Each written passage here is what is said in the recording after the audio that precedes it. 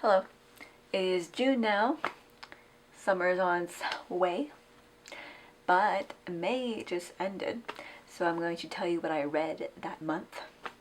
I read 5 books in May. The first one was The Guernsey Literary and Potato Peel Pie Society by Mary Ann Shaffer and Annie Burroughs.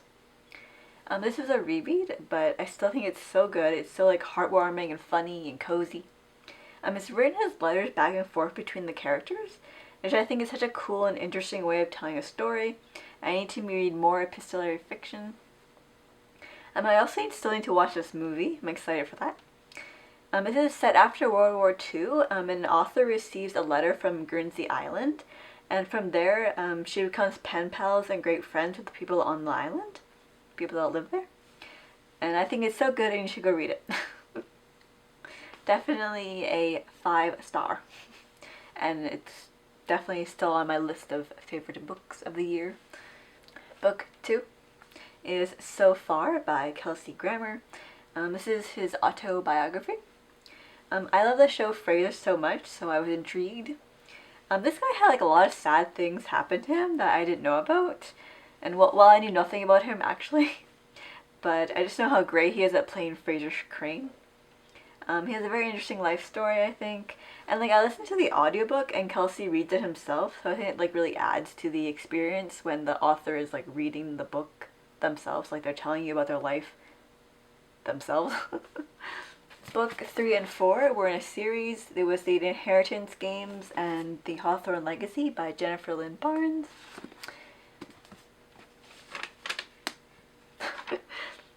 This is book 1 and 2 in the series.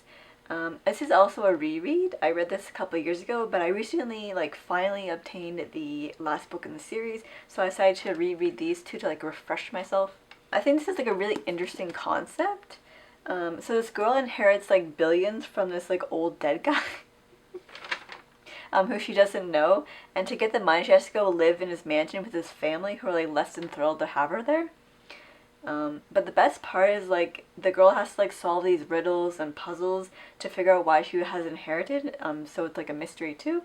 And I think this would make a very good TV show or movie. And book 5, the last book I read, was I Love You So Mochi by Sarah Kuhn. This was a cutesy romance about a girl who goes to Japan to visit her grandparents and discovers what she wants to do with her life career-wise. And she also meets a cute, nice boy all at the same time. This made me laugh. It had some funny moments. It's kind of like a romantic comedy, but in book form. So those were the 5 books that I read in May. Let me know what you read in May, and I will see you next time.